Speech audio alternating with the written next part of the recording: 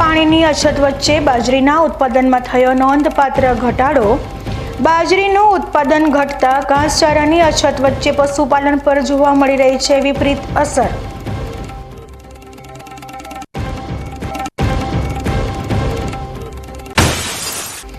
શુષ્ક પ્રદેશમાં પાણીની અછત વચ્ચે કેવી રીતે ખેડૂતો કરી શકે છે ફળોની સફળ ખેતી?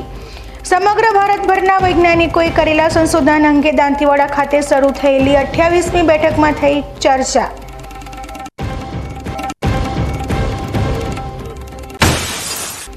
સરહદી પંથકમાં વાવાઝોડાએ વેર્યો વિનાશ। વાવ અને સુઈગામમાં વાવાઝોડાની અસરથી ઉડી ગયા મકાનોના છાપરા।